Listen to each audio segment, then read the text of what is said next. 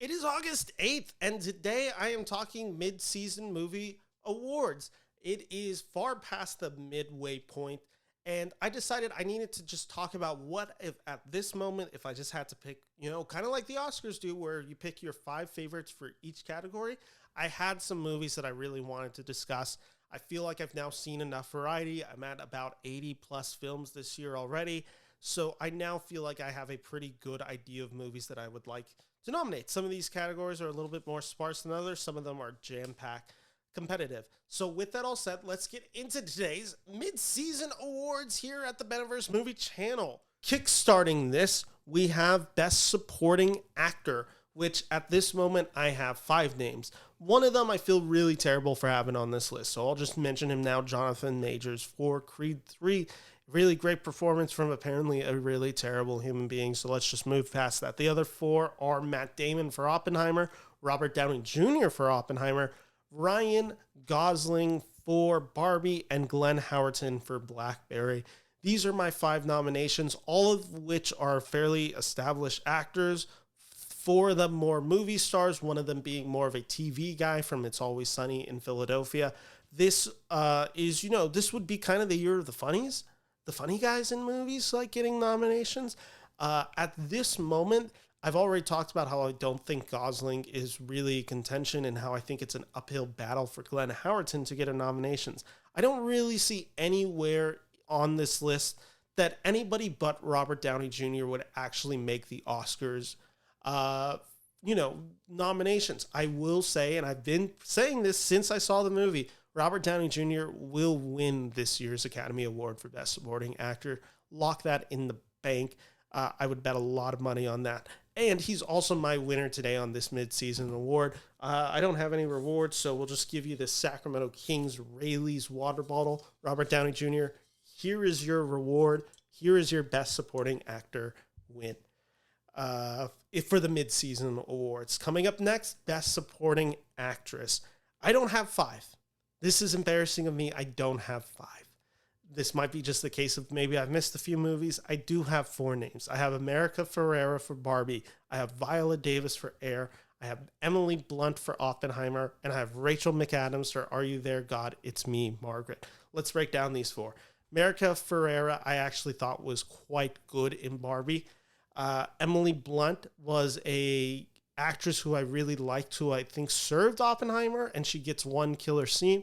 Rest of the movie, she's kind of wasted, and this is a movie that I like, but it doesn't utilize Emily Blunt to her full power. But at this moment, I'm giving it to her. Viola Davis, I kind of had the same thing, where I think she gives a really good performance, but she's not in Air enough for me to really call her one of my favorites of the year. I would largely assume by the end of this year that she won't make it. And then there's Rachel McAdams for Are You There, God? It's Me, Margaret. She plays the mother of Margaret. I found her incredible in this film. So sweet, so nurturing, such a real, authentic character. She would be my nomination and win for this. At this moment, I've already kind of talked about how I think Emily Blunt could be nominated for an Academy Award for Best Supporting Actress. At this moment, I'm giving my mid-season award to Rachel McAdams for Are You There, God? It's Me, Margaret. Visual effects. Visual effects is going to be a category that becomes really weird really quickly, especially if Dune Part 2 ends up moving. I'm actually kind of suspicious that it may end up moving due to this writers and actors strike. At this moment, since some of these superhero films have been quite bad, which usually round out this category, and just kind of the other work has been pretty mediocre. Like, I've been seeing a lot of people just saying Little Mermaid will get this nomination, and I'm just like, the movie doesn't look very good. Like, there's so many of these cases where I'm just looking at the list and I'm just like, no way Flash gets it, no way Ant-Man 3 gets it. At this moment, it was really hard for me to come up with five. Here are my five for Best Visual Effects. I had Beau is Afraid, Evil Dead Rises, Guardians of the Galaxy Volume 3, Oppenheimer, and Mission Impossible Dead Reckoning Part 1. Let's kind of just break these down. Beau is Afraid was a movie that I thought looked visually impressive. I also just didn't care for this movie, so it's just kind of in this category. Oppenheimer is a movie that I think uses visual effects well, but sparingly. It's hard to really say it's going to compete when It is really impressive when used, but it is certainly not in the movie that much. Evil Dead Rises uses visual effects in a fun way. There is a little bit of a cartoony, campy nature to the visual effects style, but there are some really gnarly visual effects. I think this one is a really fun movie. Guardians of the Galaxy Volume 3, my issue with this is, yes, in the case of Marvel, this movie actually looks quite good and it uses colors. I think it's just the talents of James Gunn coming through, where James Gunn is such a naturally great director and a great user of color and color palettes that this film is able to look different and distinct within the Marvel Cinematic Universe and has a lot more fun to its special effects, where it kind of uses the cheesiness to its benefit. The other one is Mission Impossible Dead Reckoning Part 1, which does the incredible thing where you don't even realize there's visual effects being used. This would be my winner at this moment just because of how impressive like the train sequence is alone. Mission Impossible Dead Reckoning Part 1, you get my mid-season award for Best Visual Effects. Best Original Screenplay, I had 4. I had 5. No, I actually had the full 5. And the reason I was able to get to 5 is because of the belief that Barbie is an original screenplay and not an adapted screenplay. I still don't know if that's true. We're going to believe it until I am told differently. For this, my 5 nominations are Mutt, which is a film that I saw at Sundance, which is a film about a trans woman. Maybe I should double check that. It might be I think it is a trans woman. Apologies if I'm mistaken on that. Actually, I believe it is a trans man. Apologies. Mutt is about a trans man. It's a kind of a day in the life story about them meeting, just connecting with people from their past lives. It's a pretty astonishingly good movie that's come out of Sundance. It's a very quiet, very small, independent film, but I found it quite emotionally powerful. I do think Mutt would be deserving of a Best Original Screenplay nomination. I think the issue is it's going to go far too underseen. I also have Barbie on this list, which I like this screenplay a lot. I kind of think this is category fraud, or maybe I don't. Here's what I should say.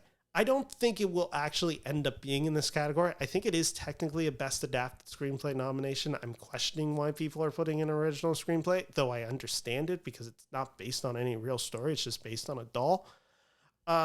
If Barbie is allowed in here, I think Barbie is worthy of a nomination.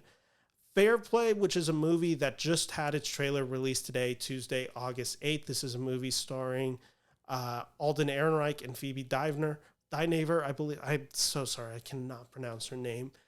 This is an erotic corporate thriller. This movie is really exciting. It's very much, it's Succession, but Succession, I guess you could call it. I really like this movie. I really can't wait for people to see it, and I think Phoebe and Alden are astonishing in this movie. And the other one, and Fair Play was another one that premiered at Sundance. So at this moment, I have 3 of my Sundance films getting on this list because Theater Camp is the other one. Theater Camp, which was Emily Gordon, and I'm blanking on who else writes the story. This movie is delightfully fun. It's so funny. It's so charming. I would highly recommend it. It is a movie about kids going to theater camp. It is a feel-good movie. I absolutely love Theater Camp. And then Asteroid City, which is Wes Anderson, which it's one of my favorite Wes Anderson films, and that should be a tip of the hat that for Best Original Screenplay, Wes Anderson, you are getting this mid-season awards. Let's go over to Best Adapted Screenplay. This category will be a killer's role come Oscar. At this moment, I have Oppenheimer, Spider-Man Across the Spiderverse, Are You There, God? It's Me, Margaret, Air, and Knock at the Cabin. So let's talk about these because a few of these are based on books. Knock at the Cabin, you know what? I think Air's actually an original screenplay. I do apologize for that. I'm going to have to take it out because I think it is an original screenplay. So that would probably bump Barbie out of my original list for original screenplay and knock it there. It still doesn't beat Asteroid City. But so at this point, I only have 4 for adapted screenplay because I didn't prepare another one. But so I have Oppenheimer, Spider-Man Across the Spider-Verse, Are You There, God? It's Me, Margaret, and Knock at the Cabin. Knock at the Cabin, which is M. Night Shyamalan's film, I found it a really emotionally powerful movie about decisions, about fatherhood, about fathers to daughters. It's a really sweet movie. It's a really stirring movie. I thought it was emotionally just perfectly directed by M. Night. Like, he's worked with the source material so well. I just thought this was a really good adaptation of a book. Are You There, God? It's Me, Margaret is also the same case where it could have been, this film could have easily gone one way and it's not. It's able to comment on something modern. It's able to feel modern day feminism ideas while also talking about the time period it's written. It's a just really special adaptation and maybe one of the best adaptations of a book we've ever had. Spider-Man Across the Spider-Verse, I've already sung this movie's praises, but my winner is mid-season awards, Oppenheimer, for everything that I've already talked about Oppenheimer for, which is just a screenplay that could have just been very conventional and isn't. By design, it's not. Best animated feature, I have 3, and it should be obvious what my winner is. I have Super Mario Bros., Elemental, Spider-Man Across the Spider-Verse. At this moment, I have not seen Teenage Mutant Ninja Turtles, Mutant Mayhem. Mid-season award, you're going to Spider-Man, duh. Best documentary, I have seen 5 of them that I think are really good. Pam, A Love Story, which is the story of Pamela Anderson, is available to stream on Netflix. It is a movie that explores just kind of the sexualization of an actress, everything that goes on in her life, including the sex tape release, Hulu then making a TV show about the sex scandal, the sex tape scandal, just exploiting this as a story of exploitation of a woman having to tolerate just a lot of BS in this industry. I found it really just interesting. It was a story that I didn't know much about. I found it quite rewarding to watch, really worth a watch. Same with Judy Blume Forever. This was a fun one for someone who grew up on the Super Fudge books. Just, again, it was kind of just people getting to talk and praise Judy Blume. It was a really good companion piece. I watched it at the same time as I watched Are You There, God? It's Me, Margaret. Watch those together, and it really just kind of adds a lot of context. I learned a lot about Judy Blume. I learned a lot about some of the books that she was writing, what she meant. Chasing Amy was another documentary that I really liked. I had the director of this film, Sav Rogers, on to talk about it on this channel. Well worth your watch. This is a really emotionally impactful film. Still a Michael J. Fox story, which is one that I do think will get nominated at this year's Academy Awards. It's, again, just, it's Michael J. Fox, somebody that I've grown up my whole life watching. I found this documentary in particular just extremely compelling because it's a guy that I liked watching and seeing screen presence and just like learning about that guy. And then I also have 20 Days in Mariupol. This is a film that I saw at Sundance this year. This is a movie of Russia invading Ukraine and Ukraine's having to just kind of survive the invasion of their country. And there's a Ukrainian journalist who's capturing all that while he is stuck in Mariupol for 20 days. This is incredibly riveting filmmaking. This is so real. You're so in the moment. It's so scary. It's so disturbingly, just shockingly, just violent. Like we're capturing real death on this film, and it's just incredible journalism. This is journalism at its very best. The industry that I work with, this is done perfectly, of somebody trying to speak truth to power and reveal the horrors of the war and what Putin is doing and the injustices and aggression that Russia has been doing to the Ukrainian people for now over a year. With that said, 20 Days in Mariupol is my winner. It's an extremely powerful documentary. Must see. Best Actress. I have 4 more categories to go. Best Actress. I have 5. And again, apologies, mispronounced this name, Phoebe Dynevor for Fair Play. A really wonderful just performance that from an actress I didn't know anything about. I never watched The Crown. I thought she was so exceptional, and she's kind of the reason this movie works, especially in the third act, which I may have had a few little problems with. She really grounds this movie. Margot Robbie for Barbie. This is a comedic performance that is so much rooted in drama, and no one else could have played this role quite like Margot Robbie. It is such an incredible dramatic performance as it is comedic performance. Virginia Efira for Other People's Children, a film that I saw out of Sundance. It was a French film. Not one that's gotten much attention for. It's a very tender, realistic performance of a middle-aged woman who's kind of regretting her decision not to have children, or maybe not even regretting it, but just kind of exploring a life that could have been. Just a really just triumphant performance from Virginia, very soft-spoken performance. Abby Ryder Fortson for Are You There, God? It's Me, Margaret. She plays the titular Margaret in this. This is such an awesome performance from a child. She is so spunky. She has so much energy. She is able to just deliver the dialogue in a way that's so impressive. She has chemistry with everyone on this screen, from Benny Safdie to Rachel McAdams, Kathy Bates, to the other 12-year-old friends that she has. This is a really special performer. And then finally, we have Florence Pugh for Zach Braff's A Good Person. This is actually a movie that I liked probably more than most people was, and that was because of the talent that Florence Pugh is playing a drug addict who's made a horrible mistake / accident in her life and is now trying to get past that. Florence Pugh is just captivating to watch. My winner for the mid-season awards is Abby Ryder Fortson for Are You There, God? It's Me, Margaret. Just an incredibly moving performance, an incredibly great one from such a young actress.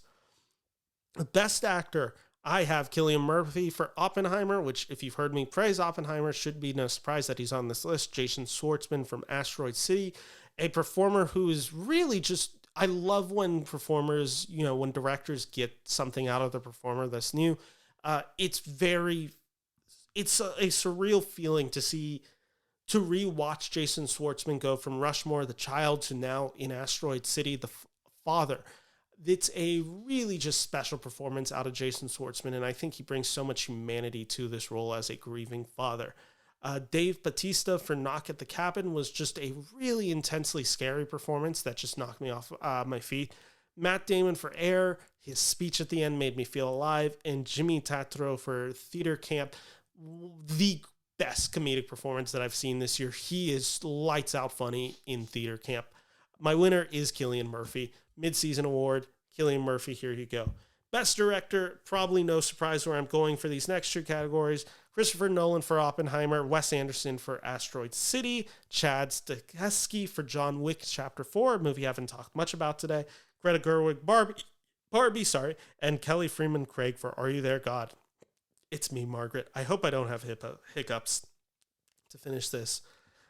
Briefly on each one, Greta Gerwig continues to prove herself as an incredibly powerful director. Kelly Freeman Craig, nobody's doing coming of age stories just like her. Like, truly, her and Greta Gerwig are just doing some of the best work in Hollywood right now. Chad Stahelski, no one's directing action like Chad. What he does in John Wick Chapter 4 is so visually impressive. It's so visually stirring.